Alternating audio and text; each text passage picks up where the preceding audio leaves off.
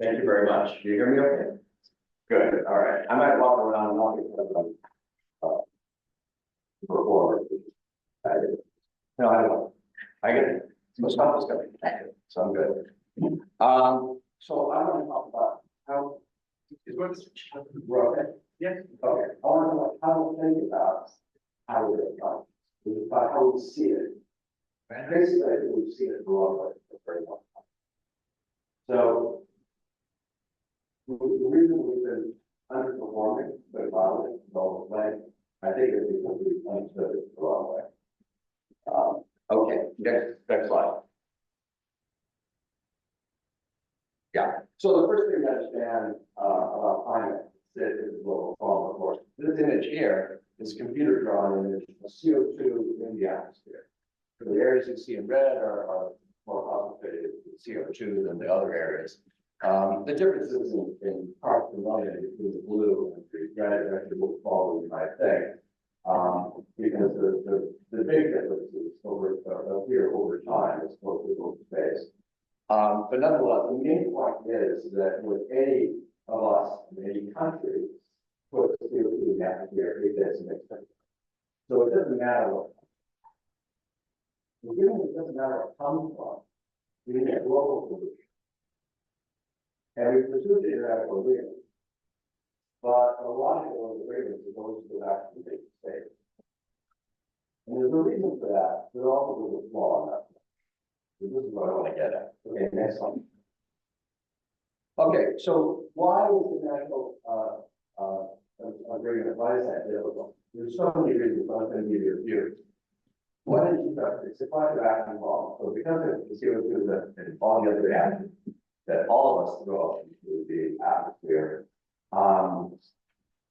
for us to limit the problem, each of us cut back on those emissions. The main beneficiaries of our actions are others, and the costs we're bearing. So there's a built-in, what's called free riding cost. Really interesting. Some people like this. That's not really a problem. It's a very serious problem. So climate change works. You've got us trying to deal with climate change in the context of globalization, global markets. So we've got international trade, and one group of countries actually one of the emissions. You're shifting prices internationally, and that's going to cause emissions to increase elsewhere. It's called trade leakage. Another thing is global energy markets. So if like the previous talk, if you get a reduction in using fossil fuels in Europe, that's going to lower the price of fossil fuels. It's going to cause global, causing others to increase their consumption. So it's not only free riding, it's worse. Because it's free riding, and then if you're trying to do the right thing, you're actually, it's an attack on top of that. All right. And all of that depends a lot on the cost of reducing emissions more and more. So doing a little bit is no big deal. So I'm going to talk about not whether countries will do anything, it's whether they'll do enough. And that's the way you should think about this. Now you're talking about how to change the whole basis for our economic system worldwide. Okay, when there's plenty of fossil fuels around, fossil fuels have a lot of attraction. A lot of problems do, that's what problems are, but a lot of attraction. That's why we can use it. There's also the bargaining problem. You know, a lot of different countries are different. What we heard in the last talk, although that was very top-down perspective, but you've got principles of ethics that are embraced through the negotiations. Different countries are affected differently by climate change. The costs of acting are different from one country to the next. So you currently treat countries as their uniform entities, and the approach we've taken is very much like that about how you negotiate emission reductions relative to some of our peers here that have made the wrong approach to take something with so much heavy data out there. And then other things. Okay, I'll pivot, right? Okay. I've done a lot of work on this. The problem with pivoting is not that it doesn't exist, it's just that it's uncertain where the system might be. And the moment we have that totally transform how people will act to avoid catastrophe, they all be common. I'm not talking about when you actually know that it's real, they still will act to They're acting against their responsibilities. We're doing this over and over again. Another expression of free riding problem. So that kind of narrative about the problem, we really should the narrative about that. But that is not going to change the behavior. I'm not saying that we should do it, but it's not going to change the behavior. We should engage in that. It's not. And then you've got marketing. The Industrial Revolution started here, more or less. We heard that last night at dinner, right? Started here around the middle of the 18th century.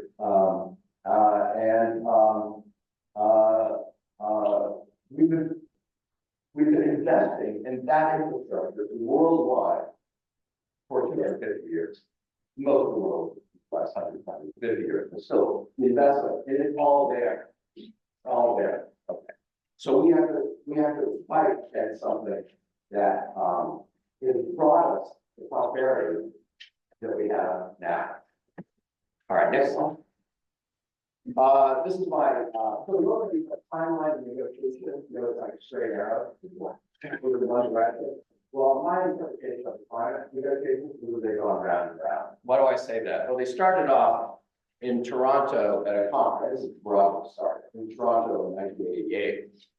And at that conference, it was not an official conference, but the people who participated agreed that what the world needed to do initially was to reduce CO2 emissions globally 20% from the 1988 level by 2005. It started off with a target. And then countries were under pressure. Well, if we should all do this, then what do you guys do? And then I started making declarations. Why don't we do this? I can do that, and so on. I've documented all of this. And then they would say, well, wait a minute, well, if we do this and no one else is doing it, it's not going to be that helpful. So that's what the negotiations began. So it began in 1990.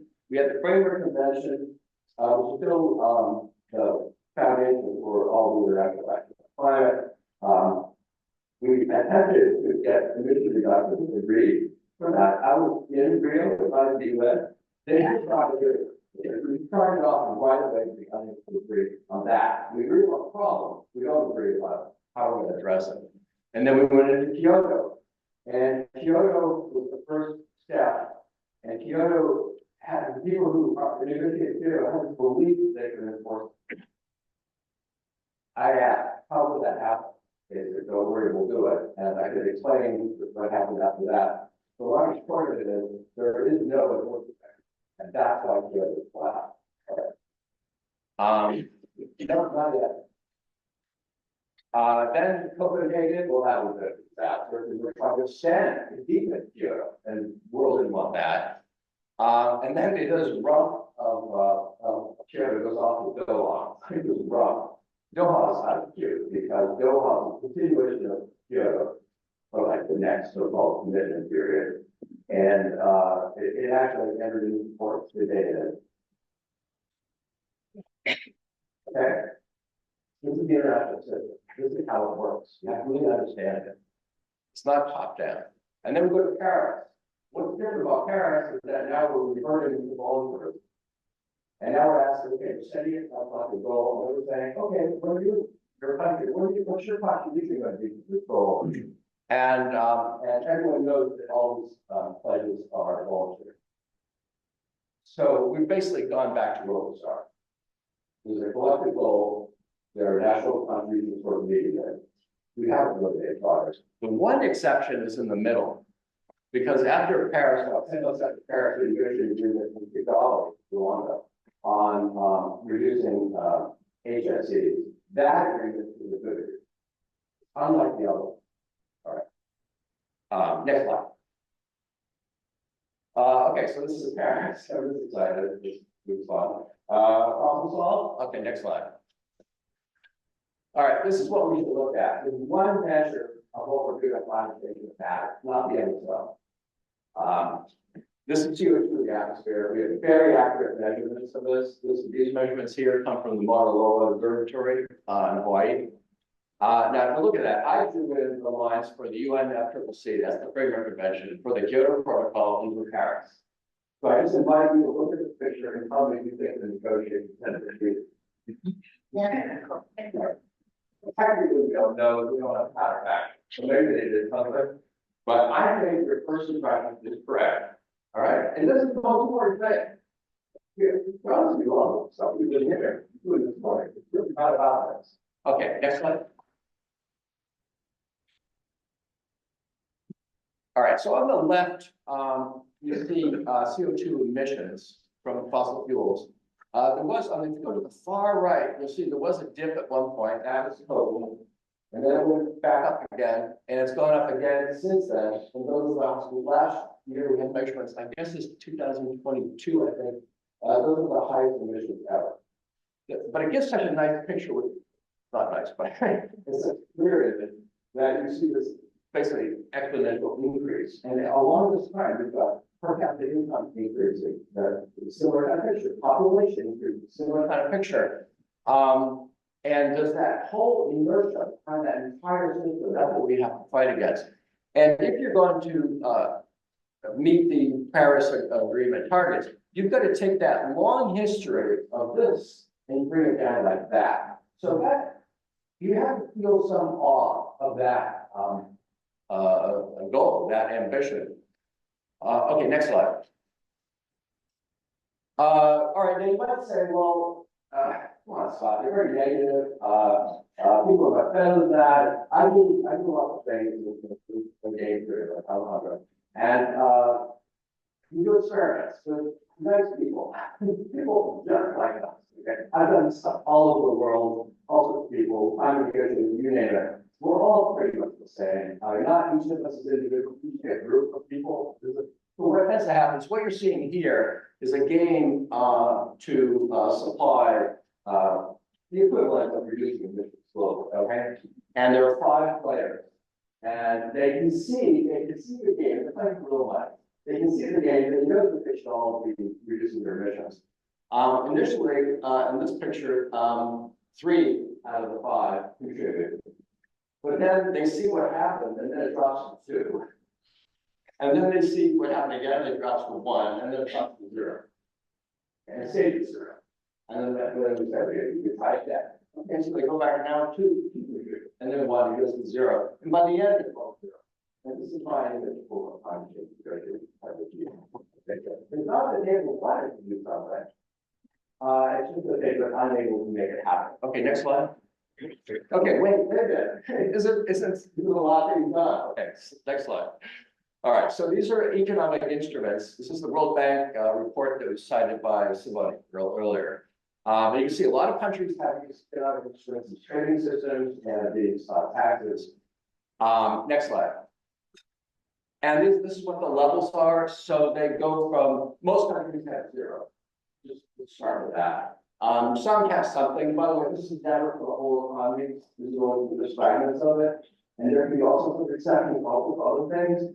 So there's so much more merit in the system. It's incredible.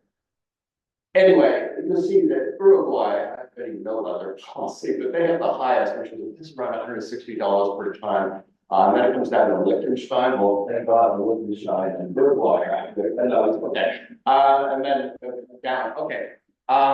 The basic point is there are a number of things that have been done. There's a lot of variety in it. Okay, next slide.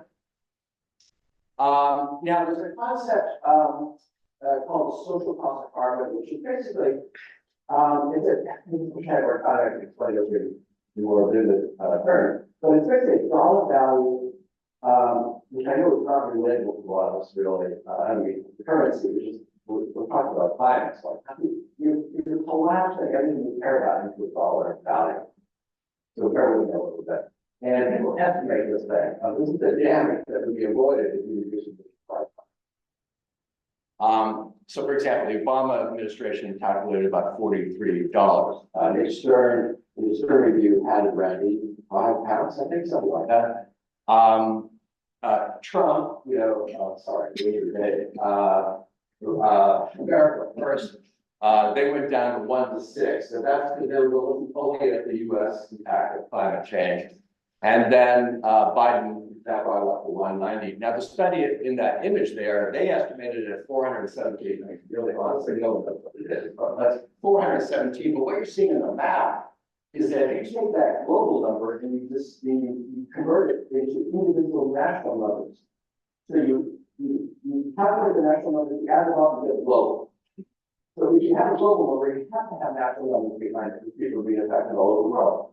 And this is what it looks like. So what you're seeing there is the countries like Russia, fighting up Europe, and Canada. They're sort of plus hard study about big boards and for good people, but they're sort of plus hard negative. Well, all right, and then but so the country like India, I mean, their national number would be over $50. So a lot of variety here. The main point I'm trying to get at is that those numbers behind that image are telling us that countries have an incentive to do something on their own. So when we see countries doing something on their own, that's completely consistent with the pre-riding model. Okay, it's not an opposition to it.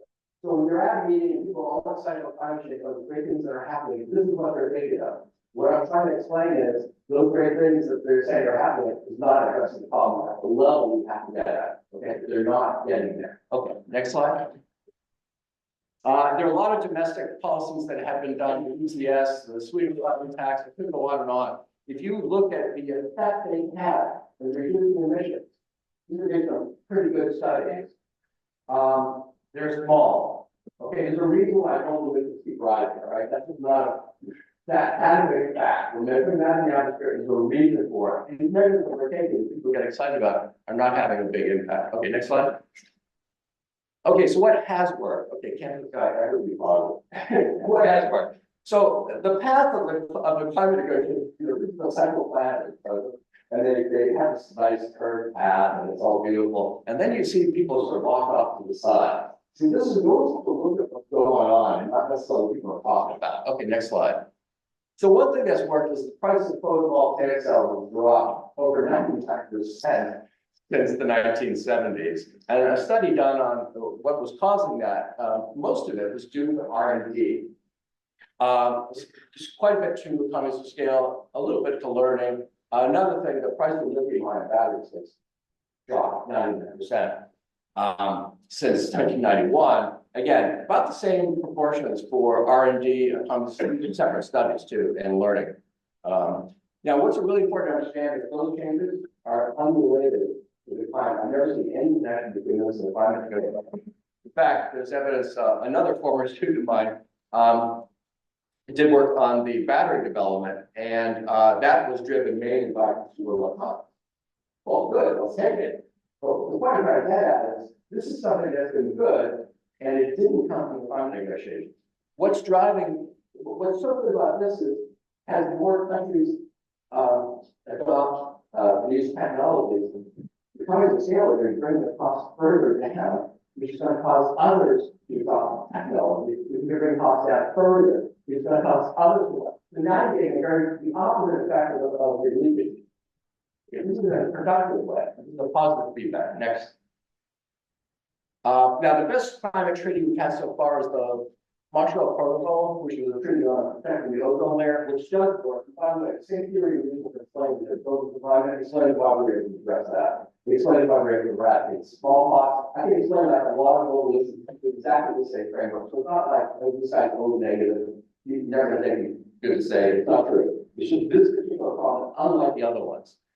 So a study done by a Dutch scientist calculated that Montreal achieved 4 times as much as Kyoto aspired to achieve and didn't achieve. Okay, so without trying to address climate change, we address it. Right, this is what I'm trying to get at. But when we try to do it, we don't address it. Why? Because we're coming the wrong way. So the main point I'm trying to get to. Now, the Kigali amendment I mentioned, which is an amendment to the Montreal Protocol, that has now been ratified by 160 countries. Really, so cute. The United States Senate, which, you know, is like one of the most dysfunctional bodies on the planet, ratified this treaty. Almost no one talks about this. Okay, the Republicans need a 2/3 majority. The Republicans, there were over 20 Republicans that voted in favor. So you have to talk to countries, some people say yes, but there's nothing going on in the positive thing. You have to learn from that lesson. Next slide. All right, so what do these things have in common? Basically, the concept of increased returns. Next slide. So what does that mean? As I explained before, with photovoltaics, And you do the R&D that lowers the cost of, you learn better how to make the protocol fix. You scale up production, the cost per unit drops. You learn how to do it all better, the cost drops again. Okay. We could have had a tree that focused on R&D and technologies. We never did that, so we never the choice. On the Montreal Protocol, but what's driving the success there is a linkage between action to limit CSEs and HSEs and a trade in those chemicals with parties to the treaty. So the agreement says that countries that are in the treaty cannot trade in those products with non-parties. So they're not be importing non-parties, exporting non-parties, and what triggers that is a critical threshold in the size of the participation. And basically, once you get a critical mass of countries in, they're imposing the trade measure. If you're out, you deny access to these markets. That hurts you. And so that makes them want to come in. But the beauty of this, by the way, is that when it works, which it does work, has worked, the beauty of this is trade membership. Why? Because everyone did. Why did everyone did? Because they know that if they were to pop out, they lose access. So they know the threats are credible. That's why it works.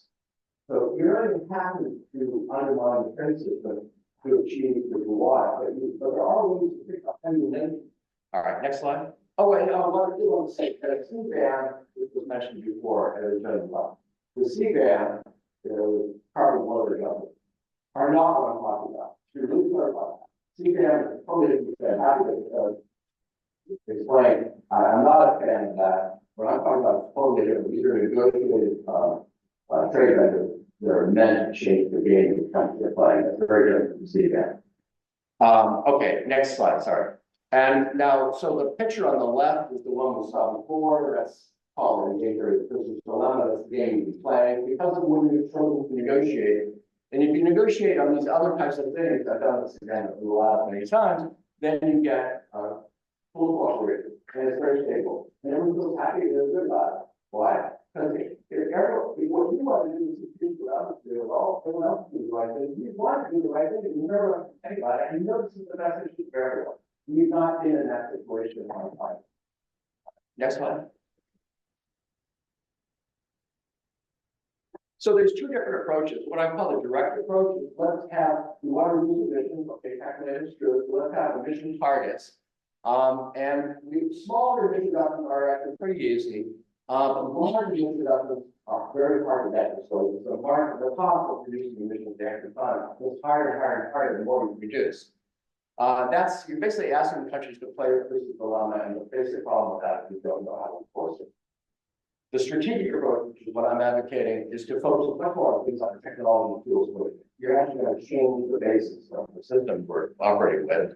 Unilateral switching is very difficult because of these structural effects. But universal switching, we can do relatively easily if we choose correctly. And that creates a different kind of game. It's called the tipping game. And the nice thing about that is the port is built in. Next slide. Very much. Okay, next slide. So there's one development, I mentioned before, there's another development. At the Paris negotiations, it was announced a program called Mission Innovation, which is a partnership of 20-something countries. Their approach is quite different. I won't say their approach is right, but it's definitely in the right direction. So what they've got, if you just look at, they look at different sectors, which is the way you have to look at this. And you can't just add everything together. It's like, you do this academics that it's supposed to be in. It's not the way the world works. You have to disaggregate these pieces. On shipping, so the plan is first you do R&D to find out what's the best alternative to every fuel we use now. So based on my limited reading of this, ammonia, for example, looks like a good option. With ammonia, you would need to change the engine, and you would need to change the port infrastructure to accommodate all this. Okay. Now, what they want is to do the R&D. So they're going to pick a winner. So a lot of people complain about, oh my gosh, that's what we have to do to address this problem. They want to outfit at least 200 ships capable of using the fuel. Scale up production so you are offering fuels available to those ships, and then making sure that the 10 market supports the supply. I don't think those thresholds are big enough, but the logic of this is right. Because if the whole system switches to a new fuel, a new technology, there'll be the positive feedback effect because we'll be blocked from access to support if we don't use those new technologies. Just to give you another example, how this works. The entire world switched from using lead in petrol, coupled with lead in petrol, to using unleaded gasoline, coupled with catalytic converter. The entire world switched. And this done that started in Japan in the 1980s, ended in Nigeria in 2021. It doesn't mean without it, but it's become easy to return for making it so that as more others did it, everyone wanted to do it. Okay, so we can learn from that. Okay, last slide. So to summarize, I have no idea where I have my time. I'm always over time, so I have no idea. The approach we've taken has failed. I'm not like a negative person. I think people are trying. I'm not saying throw it away. I don't think it's hard. I just don't think it's going to solve a problem. And the reason it's flawed is the approach is wrong. We can keep it though. It's not interfering our ability to do other things. Chicago was negotiating after Paris. If we go through the agreements now, we can think of it as being supplemental or additional Paris. Focus on technology fuel systems with increased returns. Okay, that's what we should be doing. Trade measures, yes, but used in the strategic way I described. R&D also help. You have direct funding for R&D. We need new technology. So many people talk about the problem. We have the technology. It's not true. People will say it's possible low. It's not true. If those two things were true, we would have a lot more than we have that. Okay, so you have to actually look at the world the way it actually is. And the essential lesson is we need to transform the game, and the way we do that is by seeing it in our heads as being different. The one that's going to succeed is being different than the one we've been back for 30 years. Thank you.